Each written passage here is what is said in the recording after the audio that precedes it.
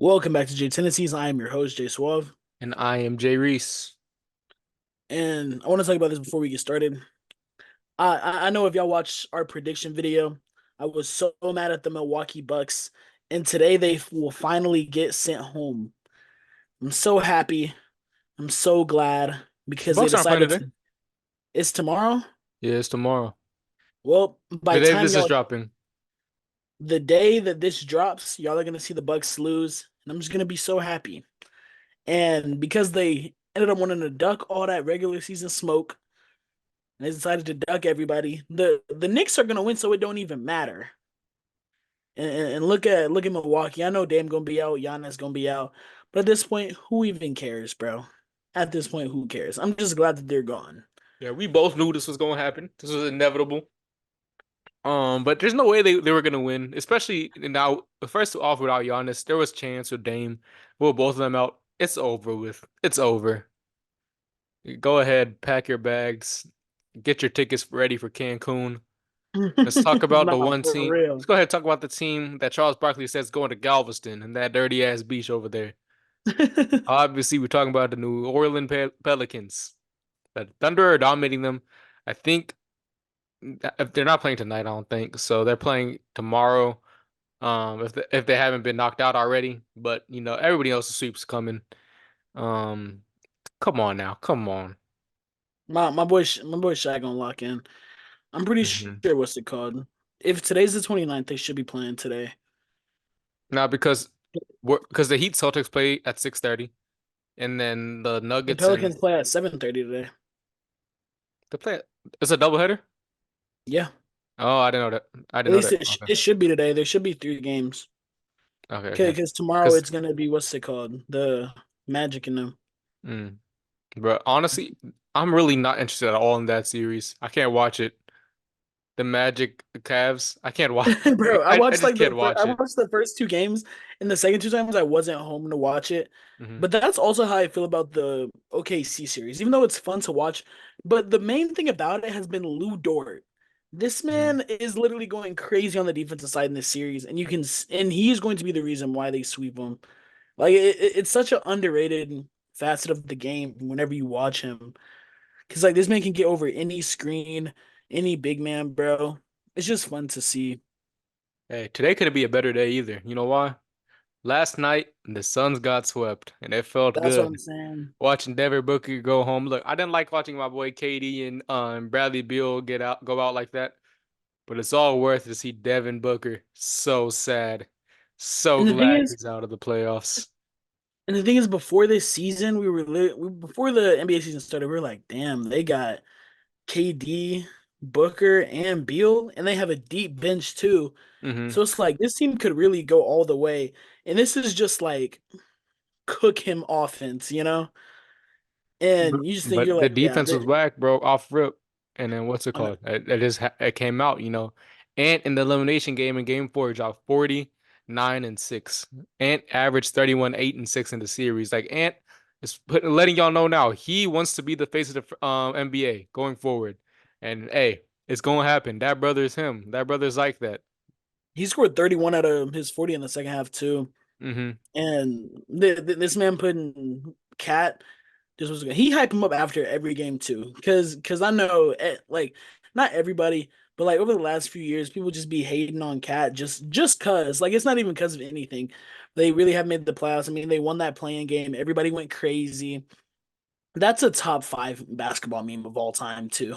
The Timberwolves winning that playing game and acting like it was the Oh NBA yeah. Finals. It has to be. The Pat Bev jumping on tables. Yes, bro. Like he's Kobe, bro. It was crazy. But Cat went crazy in the game. He had 28 points. And the game was honestly closer than expected, but that's really because D Book had 18 and a quarter. D-Book had And 49 in the game. that's crazy. I mean, in an elimination game, if the Suns would have won that game, that's a crazy performance. It was a good It thing was they just didn't. So it meant nothing, Devin Booker. Your efforts mean nothing. he was efficient too. 13 at 21, made 20 free throws. KD had 33. Like it's not like those two played good, but the rest of the team just Hmm. struggled, bro. Hmm. It was sad to see. Yeah, that's how it would be. Another team where, you have your two main guys playing good and the rest of the team struggling. We have the Lakers down 1-3, despite being up a majority of the series. I mean, the Lakers have led against the Nuggets 136 minutes compared to the Nuggets 42 minutes in this series. They're still down 3-1, which is absolutely insane. And you can't blame LeBron or AD because they have been playing and they've been balling every game this series, but you can blame everybody else around them because they have not been playing it. D'Angelo Russell has played well 2 games out of the 4. He had 0 games in game 3 after saying, "Yeah, I'm about to have another game 2 performance."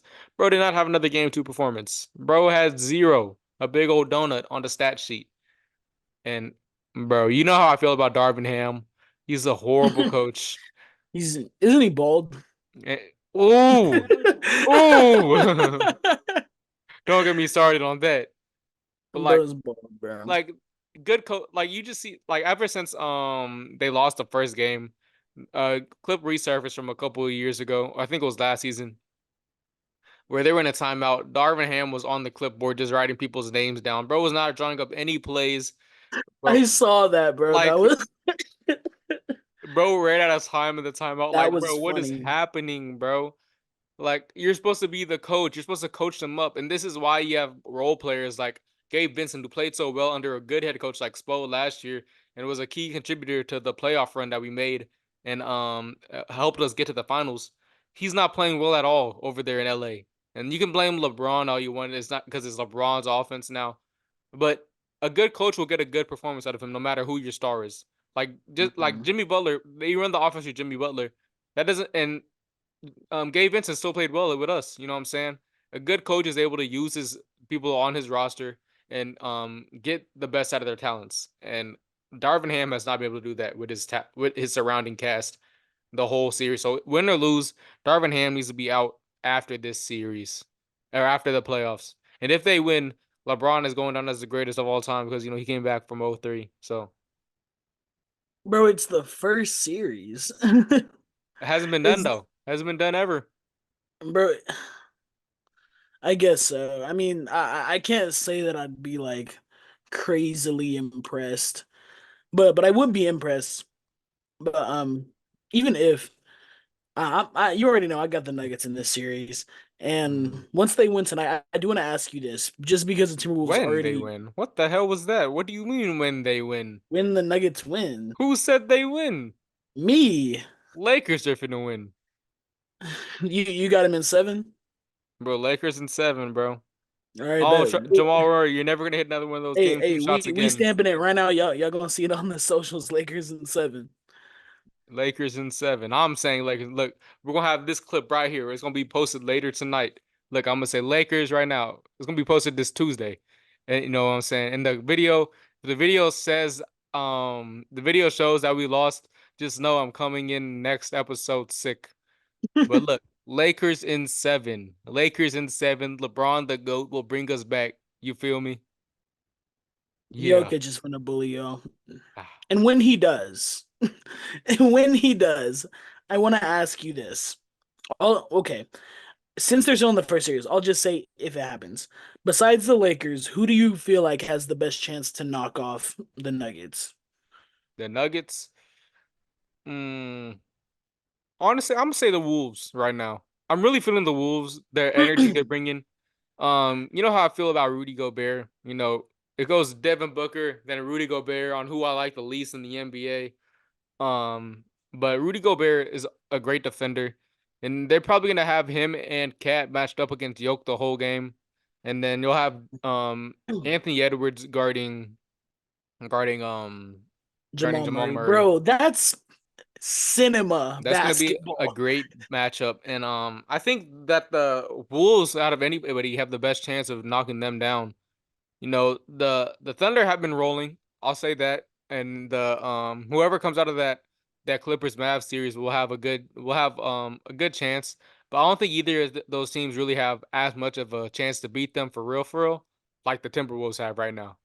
Because the No, Timberwolves are for real. hot, they're feeling themselves, and sweeping the Suns. Like I thought they were gonna beat the Suns, but I thought they were gonna beat the Suns in like 6. A sweep I was not expecting, and I'm not a and like that's just crazy work. Ants his game has turned on to another level. Um and we'll see. I'm excited to see what happens if that happens because Lakers are gonna knock them off, so it don't matter for real, for real. That's crazy.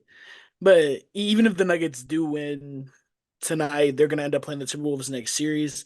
And I really just asked that just because I see the hypothetical. I'm like, that's a really good series to watch. Hmm. And I know before the playoffs started, we were talking about the last stretch of these games, who's gonna get one seed, who's gonna get two seed, and who's gonna get three. And we saw the Timberwolves lose to the Nuggets whenever it was like the second to last game. And it was a close game, of course, but it was just like the Nuggets pull through in the fourth quarter every time. And you've seen that kind of happen with the Lakers series too. So it's like you just told us Lakers have had the ball over 153 minutes, something like that, and 136 minutes with a lead. 136, and the Nuggets have had it for what 40 42. minutes? 42. Yeah. So it's just stuff like that. Like you you just got to be able to keep the lead against this team.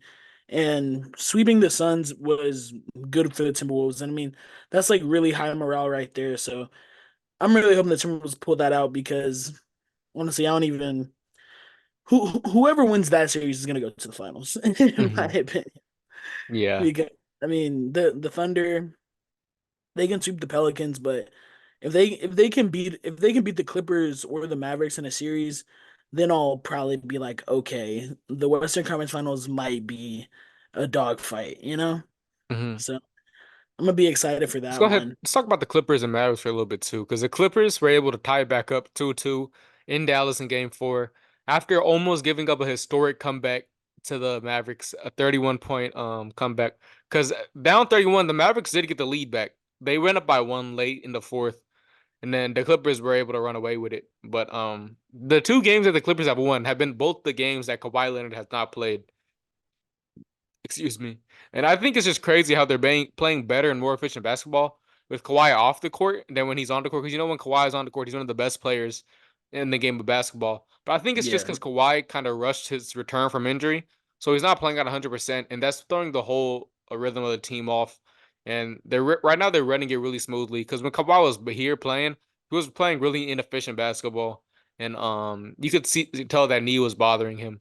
So I think the Clippers should just rock the lineup they have right now, and let Kawhi heal up like 100% for real. And then because if they win that series, I think Kawhi will be a key factor in that second round matchup. You feel me? most definitely. And this is my thing about it. He definitely did look healthy in the games that he was in. And at that point, I feel like he just kind of takes away chances from the other guys. And I don't want Mhm. that to like sound bad, but whenever you're taking shots away from Paul George and James Harden, I mean, you saw they only had what 9 points, and then Harden had around like 17. Mhm. But you see him without it last game. PG went crazy. PG had 33. James Harden 33, 8, also and had 6. 33. Like it's just crazy to see like whenever you run the offense through something else, you know. Mhm. But Mavs in six though, by the way. Nah, Clippers in 5. Wait, It's I'm two tripping. two. I'm tripping, bro. I'm tripping. Clippers in 6.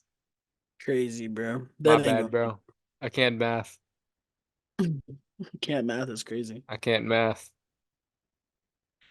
But I'm excited for it, bro. I mean, the Mavs definitely got him in six, which is like I literally got the script right here, guys. I'm reading it. Luka Doncic scores 40 points in both games.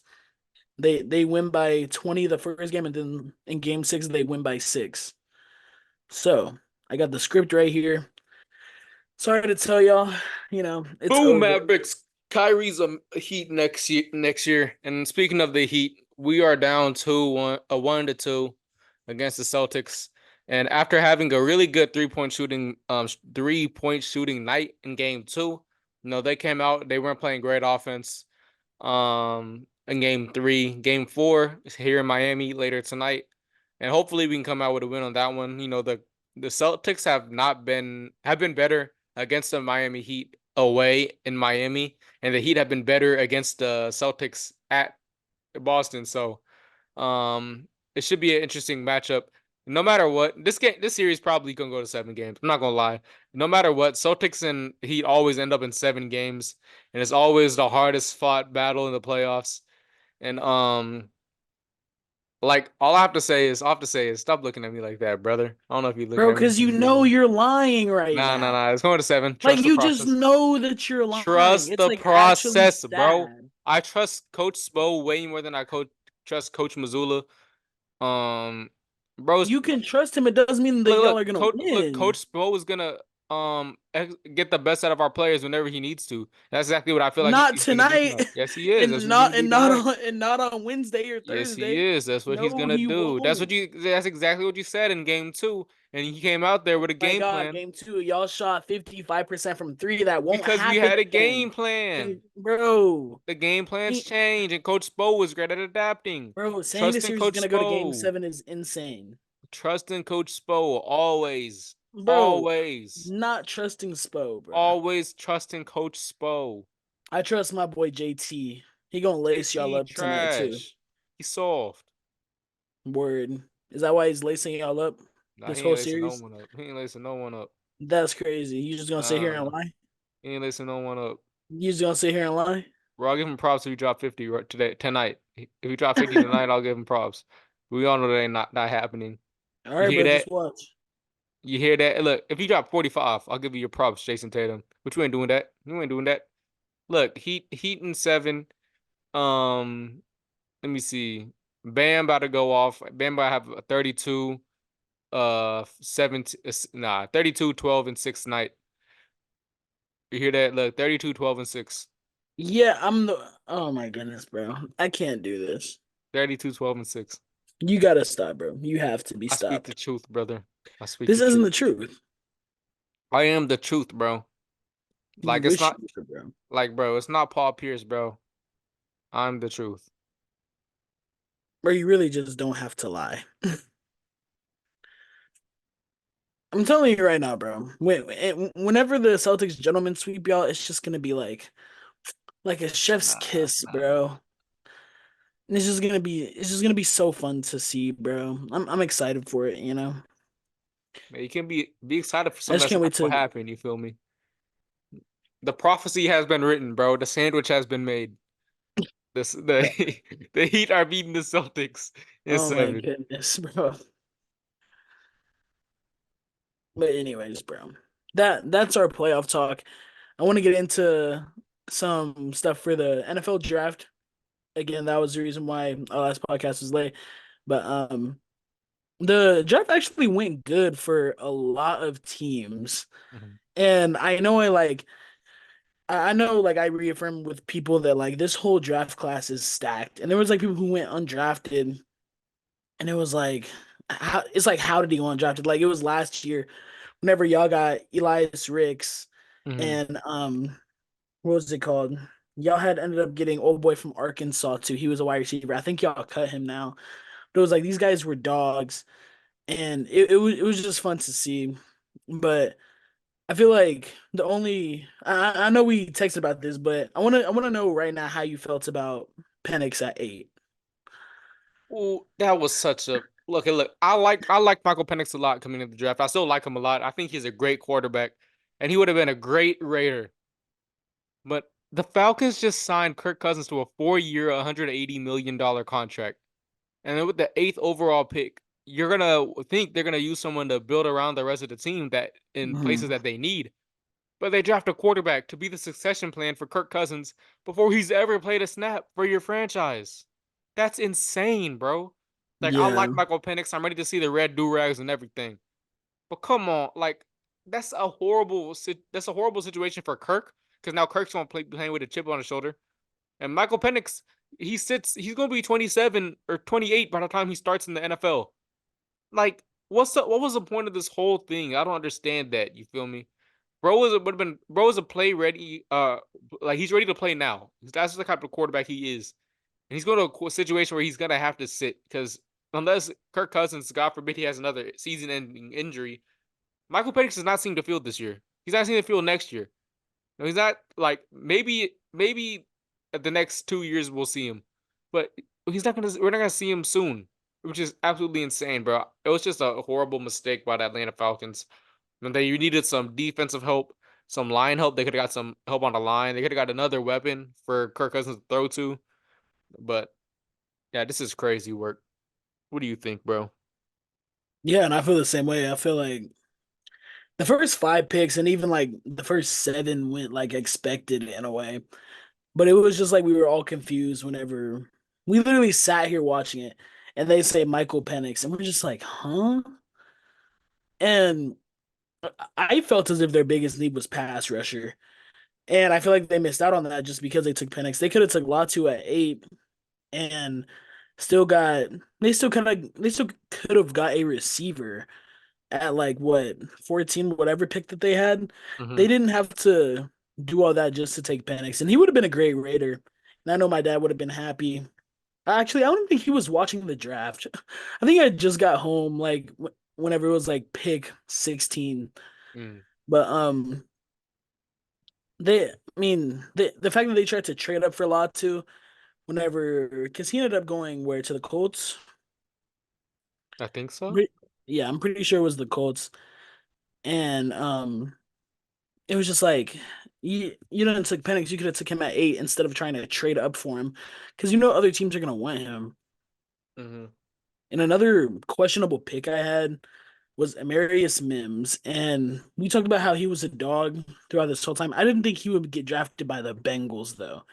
And this was only questionable to me because they already have two massive tackles in Orlando Brown and Trent Brown. And it just makes you think like his size is what really like had teams sold on him, and he didn't have that many reps at Georgia. I'll just say a Mm-hmm. lack of reps because I'm not gonna say not that many, but this year he can get a lack of reps too, and I feel like that might be a problem, especially if the two tackles this year are good because they signed both of those two tackles this offseason. So like you're gonna want them for a minute. Even though Trent Brown's kind of getting up there in age, it's just like Mm-hmm. you would want Marius Smith to take over. But you want a guy like that to get in. You want a guy like that to just get in the field quick, bro. See how it feels, you What know? they're probably gonna do is they're probably gonna move one of those guys to a guard position just so Bro, they have someone protecting they're the side. like But they're just, six yeah. nine. But Like, that like that's that's just, insane. but that's still just what's gonna happen, just because they have those two guys you already mentioned, and then now adding him in the draft. They're all like they need O line help, but they need an interior O line help. So so one of those guys moving into inside is probably gonna be Mims. And then Mims will probably move out after a while or if someone gets hurt. You feel me? But Hmm. that's probably what's gonna happen. It's probably what's gonna look like. And they could have got a guy like Trey Fatanu or what's it called, Jackson Powers Jr. He fell to the Hmm. second round, and it was just like, I didn't understand, bro. I feel you. Are Hey, there any big, huh? you said what? I was gonna see if there was any more picks that you were like, I don't know, you know? I don't think so. I want to talk. I just want to talk about Philly. I'm ready to talk about Philly, baby. You already know what I'm talking about right now. Come Unless on you have now, any more bro. questionable picks before I get into Philly, Philly. Go ahead, brother.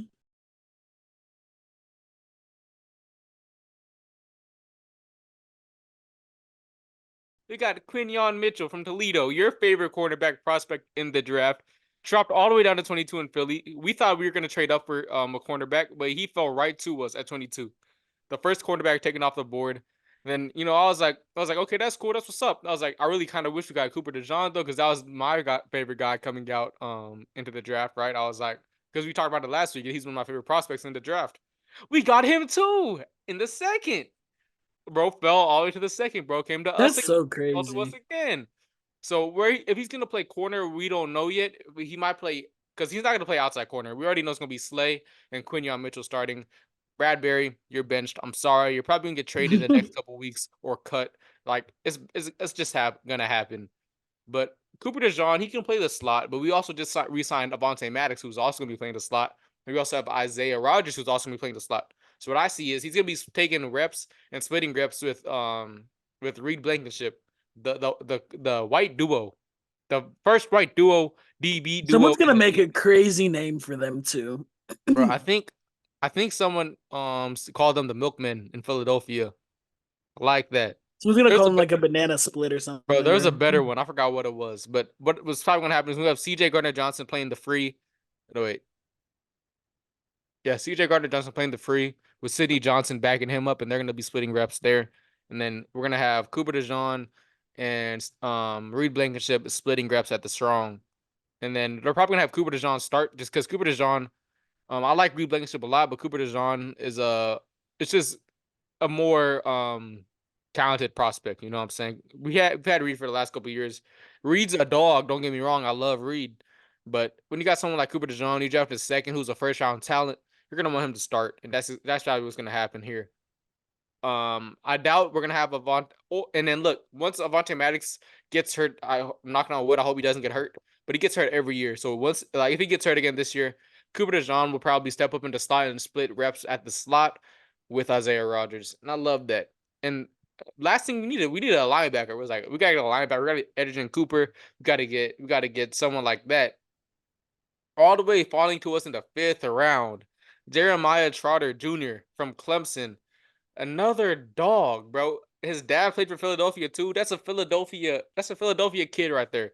It was written. The prophecy had been written. We were gonna get him no matter what, and it happened in the fifth round. I'm really happy with our draft. I want to know, Jay, how do you feel about Carolina's draft? Because y'all made some moves, some moves you didn't agree with, but like you agreed with them at the same time. You feel me?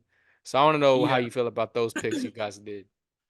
I got you. And even before I talk about this, I will say y'all's picks that I did like Trevor Keegan, guard from Michigan. Hmm. I think he's the absolute dog. And I liked Will Shipley just because I've been seeing Will Shipley stuff since like high school. And I'm like, I know he's not going to play because of Hmm. Saquon, but like he's going to get on the field and y'all are going to see like this man Bro, is don't. just like Hey, a you never Swiss know. Army knife. You never know. Will probably get reps over Kenneth Gainwell because it's Kenneth Gainwell. But yes, bro. I mean, I like the Will Shipley move. And whenever y'all traded like three, four times in a row, I was like, bro, we Mhm. gotta like relax. I was like, bro, are we gonna draft anybody? I was. But just speaking about the Panthers draft, I love taking Xavier Leggett. I didn't think we had to trade into the first round to get him, though. We didn't have to trade into the first round to get him at all. I wanted AD Mitchell at first, but I was like, Xavier Leggett's had 5 visits with the Panthers. There's no way that they're not taking him. But even though that did happen, we ended up having a pick in every round, so I wasn't really tripping about it. One of my favorite picks. This was my second favorite pick, in Jonathan Brooks from Texas. And I thought we were gonna take AD. I really thought we were gonna take it here. But once I thought about it, I'm like, our starting running backs are really Chuba Hubbard and Miles Sanders. Miles And Sanders it's revenge like, season though, bounce back season. no, I hope he gets cut. And I was excited about this because this is arguably the draft's best running back. Hmm. And he had a crazy season at Texas. I think he has more upside than Bijan himself. And on like, I mean, I think the offense we run, we're gonna run the ball a lot. Dave Canales loves running the ball. So it's like we're gonna implement that this year and we're gonna be on everybody just to do it. And my favorite pick in the draft, Jatavian Sanders, Denton native, Denton Ryan, if you're from the DFW area. And I'm excited about this because Bryce Young didn't necessarily have the best success passing the tight ends this last year. But that's because he had I like Tommy Tremble, I do. But whenever you have guys like Ian Thomas, come on, bro. Yeah, He should Hayden have Hurst been though. cut, huh? Yeah, Hayden Hurst though. Hayden Hurst ain't He bad. didn't play. He was injured. Okay. Yeah, bro, Hayden Hurst seems like he doesn't even want to play for us anymore, bro. So it's like I'm gonna just leave him out of it. But this man, Jatavian Sanders, was insane to watch in high school. Like, and I know I'm like talking about his high school highlights right here, but y'all have to watch this man whenever he was 17. And seeing him in college too, all he did was get bigger and faster. And I'm just hoping that's how all that translates to the league, bro, because we haven't seen a good tight end since Olsen. Hmm. It's been so long. And I was excited that we also got Trevin Wallace at inside linebacker because it was one of those things where we needed a linebacker this year. Shaq Thompson got injured in the beginning of the year. We lost Frankie. We lost other guys that can play linebacker. And everyone wanted Peyton Wilson, but Hmm. he has, which he is a dog, I will say. But he has such an injury history, bro. He just seems prone to injury. But he's an NC State guy, so everyone was like, bring him home. But Trevor Wallace, 3 years younger, and I feel like has a lot more upside.